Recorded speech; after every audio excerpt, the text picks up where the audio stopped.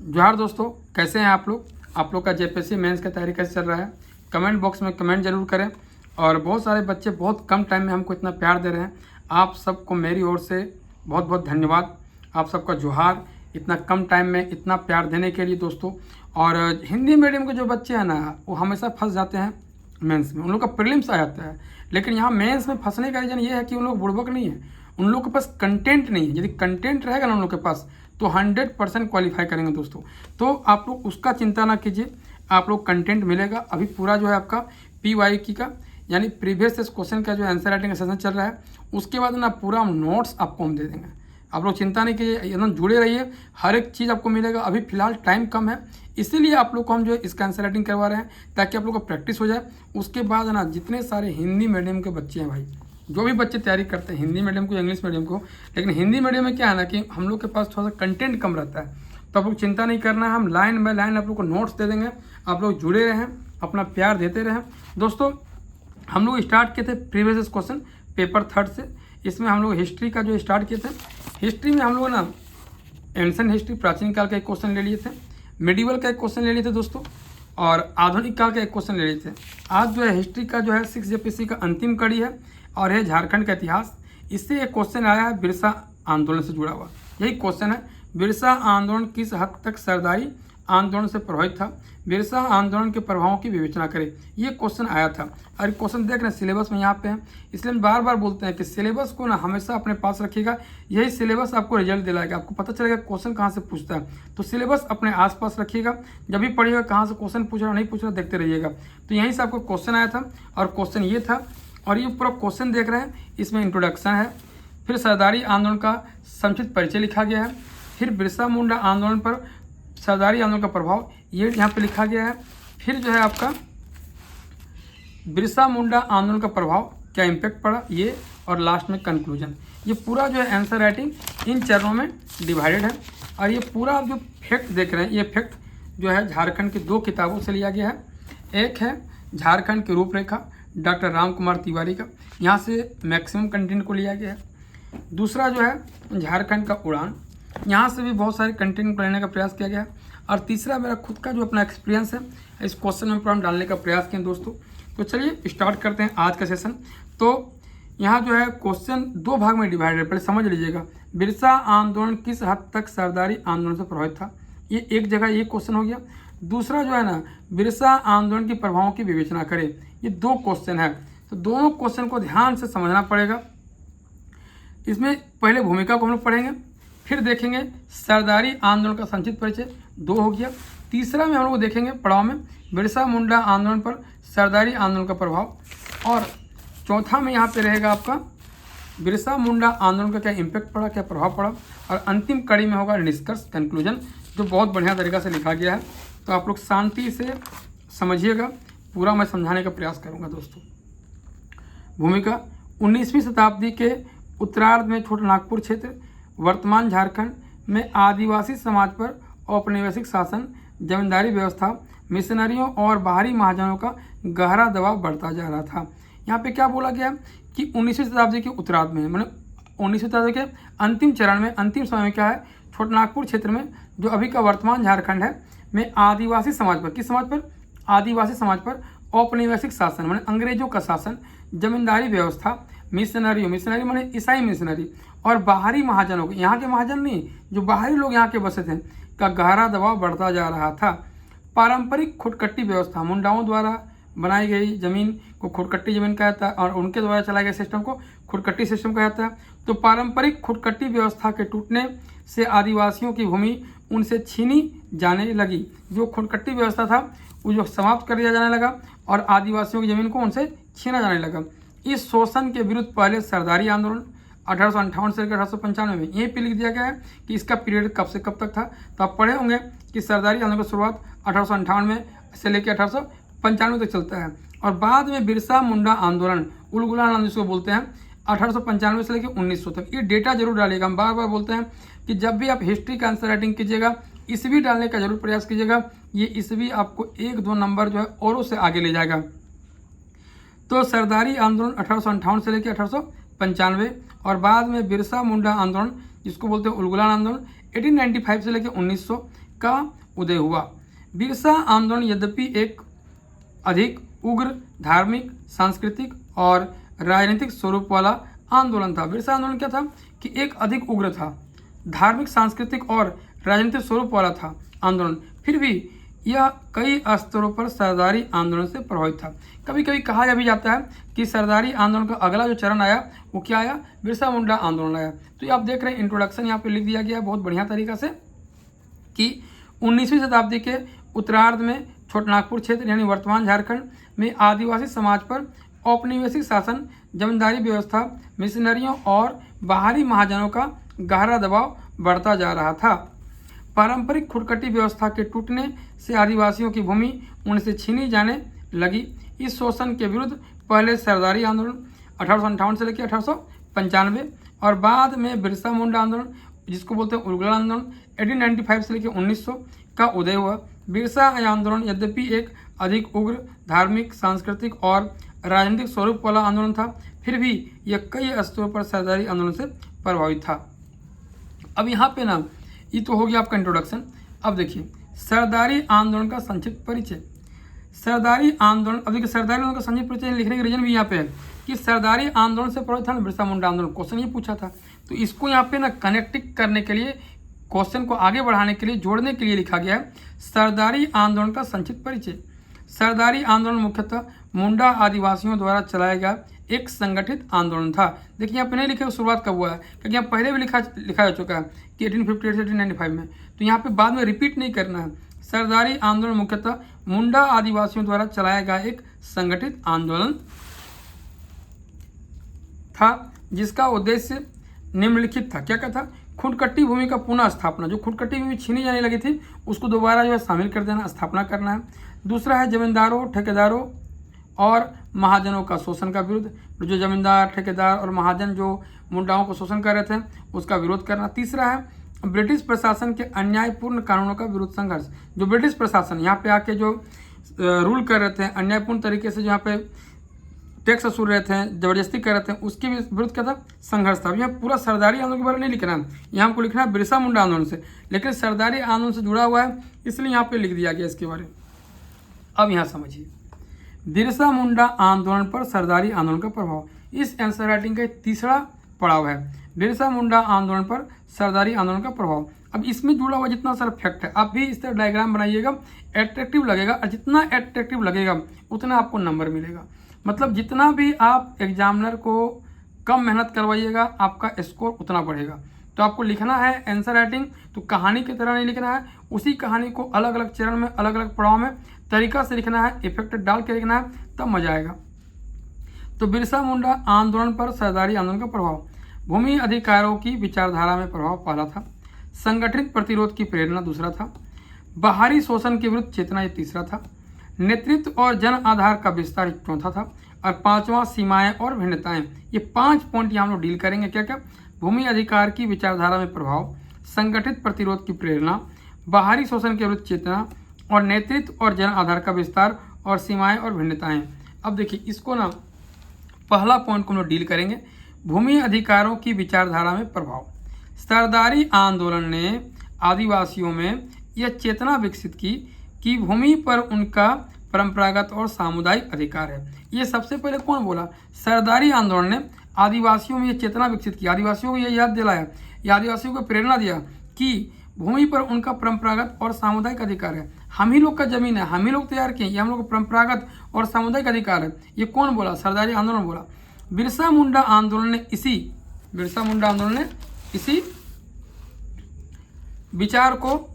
इसी विचार को आगे बढ़ाते हुए अबुआ राज यानी अपना शासन की अवधारणा प्रस्तुत की। जो बात बोला गया था आपका सरदारी आंदोलन में, उसी को आगे बढ़ाते हुए बोला कि ये जमीन नहीं, ये पूरा अबुआ राज, मैंने हम यहाँ पे अपना रोल करेंगे, जमीन तो मेरा ही मेरा है, लेकिन यहाँ शासन भी मेरा होगा, यहाँ बाहरी लोग नहीं आएगा, की अवधारणा प्रस्तुत की। दोनों आंदोलन का मूल उद्देश्य यानी मुद्दा भूमि की रक्षा और खुदकट्टी व्यवस्था की बहाली थी। दोनों आंदोलन का मूल उद्देश्य या मुद्दा क्या था? भूमि की रक्षा और खुदकट्टी व्यवस्था की बहाली थी। ये पहला पॉइंट था, एकदम एट्रैक्टिव तरीका से लिख दिया गया है, इस तरह आप लोग लिखिएगा। संगठित प्रतिरोध की प्रेरणा दूसरा नंबर पॉइंट है। सरदारी आंदोलन ने यह दिखाया कि आदिवासी सामूहिक रूप से संगठित होकर शोषण का विरोध कर सकते हैं। जितने सारे उससे पहले आंदोलन हुए थे कहीं ना कहीं जो छिटपुट हुए थे, लेकिन सरदारी आंदोलन जो बहुत लंबा टाइम तक चला 1858 से लेकर आपका 1895 तक 1895 तक, वो बताया कि अब आदिवासी जो अलग अलग नहीं है, एक साथ समूह में खड़ा होकर, एक साथ इकट्ठा होकर शोषण के विरुद्ध हथियार उठा सकते हैं। सरदारी आंदोलन ने यह दिखाया कि आदिवासी सामूहिक रूप से संगठित होकर शोषण का विरोध कर सकते हैं। बिरसा मुंडा आंदोलन इसी संगठनात्मक अनुभव को अधिक व्यापक और जन आंदोलन के रूप में विकसित किया। वो जो सरदारी आंदोलन जो बीज बो दिया गया था, उसी बीज को ना पेड़ की तरह यूज किया गया। कहाँ पे? तो आपका बिरसा मुंडा आंदोलन में। अब तीसरा नंबर पॉइंट है बाहरी शोषण के विरुद्ध चेतना। किसके विरुद्ध? बाहरी शोषण के विरुद्ध चेतना। सरदारी आंदोलन ने जमींदारी महाजनों और मिशनरियों को शोषणकारी शक्तियों के रूप में चिन्हित किया। क्या किया? सरदारी आंदोलन ने जमींदारी महाजनों और मिशनरियों को शोषणकारी शक्तियों के रूप में चिन्हित किया। अब देखिए इसी क्वेश्चन को ना थोड़ा सा ये पॉइंट को अलग तरीका से लिख दिया गया। हमेशा ना इस तरह का फ्रेमिंग कीजिएगा, इस तरह का फ्रेमिंग कीजिएगा, आंसर अट्रैक्टिव लगेगा। हमेशा आंसर को ना दुल्हन की तरह सजाना है, आपको दिमाग में रख लेना है। बिरसा मुंडा आंदोलन में भी दिक्वो यानी बाहरी लोगों के विरुद्ध तीव्र विरोध देखने को मिलता है। बिरसा मुंडा आंदोलन में भी और आपका सरदारी आंदोलन में भी। सरदारी आंदोलन क्या था? थोड़ा कम था, लेकिन बिरसा मुंडा आंदोलन में बढ़ चढ़कर देखने को मिलता है दिक्वो। दिक्वो मैंने कौन? अंग्रेज या जो बाहरी लोग यहाँ पे आ गया था उनको दिक्वो बोला गया। दिक्वो का मतलब ये लोग नहीं जो यहाँ के मूलवासी थे। मूलवासी में चाहे आदिवासी रहे, सदान रहे या यहाँ के लोग रहे, उनको दिक्वो नहीं कहा गया है। दिक्वो मतलब समझना होगा जो बाहर से लोग यहाँ आके बसे, चाहे अंग्रेज के साथ आया या किसी और के साथ आए या अपने आए, तो उनको दिक्वो कहा गया है। बिरसा मुंडा आंदोलन में भी दिक्वो यानी बाहरी लोगों के विरुद्ध तीव्र विरोध देखने को मिलता है। अब चौथा नंबर पॉइंट को हम लोग डील करेंगे यहाँ पे, नेतृत्व और जन आधार का विस्तार। नेतृत्व और जन आधार का विस्तार। सरदारी आंदोलन सीमित नेतृत्व और अपेक्षाकृत शांत स्वरूप का था। देखिए शांत स्वरूप को हमें ना बना दिया डायग्राम टाइप का, यहाँ से निकालना है, क्योंकि बिरसा मुंडा आंदोलन शांत स्वरूप का नहीं था। अब सरदारी आंदोलन था। बिरसा मुंडा ने इसी आधार पर एक करिश्माई नेतृत्व विकसित किया और आंदोलन को एक धार्मिक सांस्कृतिक रंग देकर व्यापक जनसंपर्क और समर्थन प्राप्त किया। एकदम कलेक्टिव वर्ड में इम्प्रेसिव तरीका से लिखा गया है कि बिरसा मुंडा ने इसी आधार पर एक करिश्माई नेतृत्व विकसित किया और आंदोलन को एक धार्मिक सांस्कृतिक रंग देकर व्यापक जनसंपर्क और समर्थन प्राप्त किया। ये आपका चौथा पॉइंट था।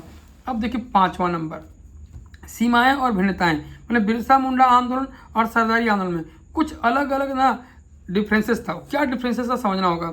हालांकि प्रभाव स्पष्ट है। मैंने बिरसा मुंडा जो है सरदारी आंदोलन से किस तरह इफेक्टेड था वो हम लोगों ने समझा। हालांकि प्रभाव स्पष्ट है, फिर भी दोनों आंदोलन में अंतर भी था। क्या क्या अंतर था? जैसे सरदारी आंदोलन सुधारवादी और कानूनी मार्ग पर अधिक विश्वास करता था। जो सरदारी आंदोलन था वो सुधारवादी था कि जो चल रहा है कानून उसमें थोड़ा बहुत सुधार कर दिया जाए, मेरा काम हो जाएगा। और कानूनी मार्ग पर अधिक विश्वास था, जो कानून था उसी के अनुसार चलना। लेकिन बिरसा मुंडा आंदोलन उग्र, मसीहाई और विद्रोह स्वरूप था। उसमें बोला नहीं हम अंग्रेज के खिलाफ लड़ाई लड़ेंगे, हम जो है दिक्कों के खिलाफ लड़ाई लड़ेंगे। ये उग्र स्वरूप का था और मसीहाई और विद्रोही स्वरूप का था। ये था आपका पांचवा पॉइंट।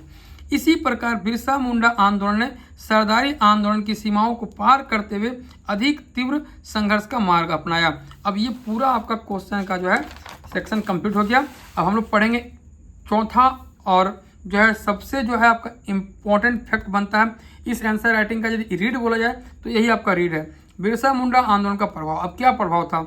तो आदिवासी चेतना का जागरण, बहुत सारा प्रभाव है, लेकिन यहाँ हम उतना नहीं लिख सकते हैं ना। हमको 500 से 600 वर्ड में आंसर राइटिंग करना है, तो 500-600 में ही हमको वर्ड को कंप्लीट करना है। ये नहीं कि अब यहाँ हम लिखेंगे प्रभाव तो 10 तो प्रभाव ही हो जाएगा। अब 10 प्रभाव हम डील करेंगे तो ही मेरे 500 वर्ड हो जाएगा, तो फिर आंसर ना सूटेबल नहीं होगा। सूटेबल करने के लिए क्या होता है कि जितना पूछा गया है उतना ही लिखना है, जिस तरह पूछा गया उस तरह लिखना है। अपना मन से कुछ नहीं करना है, आपको क्वेश्चन के अनुरूप ही आंसर राइटिंग करना है और 500 से 600 वर्ड के बीच करना है। ये दिमाग में आप रख लीजिए। यदि एक क्वेश्चन में ज़्यादा टाइम दे रहे हैं तो आपका अगला क्वेश्चन क्लियर नहीं होगा। यानी 4 क्वेश्चन में आप 2 क्वेश्चन ठीक से लिखिएगा, 2 को आप कम टाइम दे पाइएगा। और यहाँ पे काम क्या है कि सब में आपका नंबर बढ़िया आना चाहिए। और सब में नंबर बढ़िया लाने के लिए क्या करना है कि सबको आपको टाइम देना होगा एक्यूरेट। आपका मोटा मोटी समझ लीजिए कि 40 मिनट में ना एक क्वेश्चन लिख देना है एटलीस्ट। आपका 40 मिनट में प्रैक्टिस करना है, 40 से 45 मिनट में लगभग जो है क्वेश्चन लिख देना है। ऐसा जो आपको यहाँ से ही प्रैक्टिस करना है। तो यहाँ देखिए बिरसा मुंडा आंदोलन का प्रभाव। आदिवासी चेतना का जागरण पहला, दूसरा है औपनिवेशिक नीतियों पर प्रभाव, तीसरा है सामाजिक सांस्कृतिक सुधार और चौथा है राष्ट्रीय आंदोलन से संबंध। ये क्या क्या पॉइंट बोले आप लोग को? तो आदिवासी चेतना का जागरण, दूसरा है औपनिवेशिक नीतियों पर प्रभाव, तीसरा है सामाजिक सांस्कृतिक सुधार और चौथा है राष्ट्रीय आंदोलन से संबंध। अब देखिए पहला नंबर पॉइंट को हम लोग डील करेंगे, कम शब्दों में डील करेंगे। आदिवासी चेतना का जागरण, इस आंदोलन ने आदिवासियों में आत्मसम्मान, एकता और अपने अधिकारों के प्रति गहरी चेतना पैदा की। ये क्या था?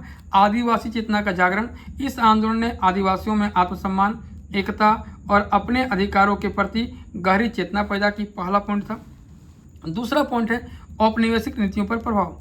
ब्रिटिश सरकार को आदिवासी समस्याओं पर पुनर्विचार करना पड़ा। जो चल रहा था समस्या, दोबारा उन लोग जो पुनर्विचार किया अंग्रेज लोग, जिसके परिणाम स्वरूप क्या हुआ? छोटनागपुर काश्तकारी अधिनियम 1908, CNT एक्ट 1908 जैसे कानून बने, जिससे आदिवासियों की भूमि की रक्षा हुई। CNT एक्ट रहने से क्या हो गया कि आदिवासियों की भूमि आदिवासियों के पास रही।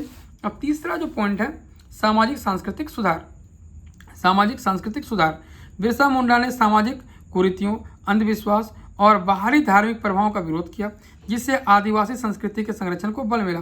सामाजिक सांस्कृतिक या सुधार बोला गया। बिरसा मुंडा ने सामाजिक कुरीतियों, अंधविश्वास और बाहरी धार्मिक प्रभावों का विरोध किया, मतलब यहाँ ईसाई धर्म का विरोध किया, जिससे आदिवासी संस्कृति के संरक्षण को बल मिला। जो आदिवासियों की अपनी जो संस्कृति थी वो सुरक्षित होना शुरू हो गया। अब राष्ट्रीय आंदोलन से संबंध, बिरसा मुंडा ने यह सिद्ध किया कि आदिवासी संघर्ष भी भारत के स्वतंत्रता संग्राम का अभिन्न हिस्सा है और इससे आगे के जन आंदोलन को प्रेरणा मिली। बिरसा मुंडा आंदोलन से जितने सारे आंदोलन में झारखंड में, वो झारखंड लेवल के ही थे, लेकिन ये आंदोलन क्या था? राष्ट्रीय स्तर का था। और यहीं से आदिवासियों को लोग जो है जानने लगे पूरे भारत में कि यहाँ भी लोग जो है क्रांतिकारी लोग रहते हैं, और ये पूरे भारत का जो है आदिवासी लोग जो है जन आंदोलन का एक अभिन्न हिस्सा बनना शुरू हो गए। अब ये ना निष्कर्ष, कंक्लूजन बहुत ही इंपॉर्टेंट रहता है, इसको तरीका से लिखना पड़ता है। देखिए निष्कर्षतः कहा जा सकता है कि बिरसा मुंडा आंदोलन सरदारी आंदोलन से वैचारिक और संगठनात्मक रूप से काफ़ी हद तक प्रभावित था।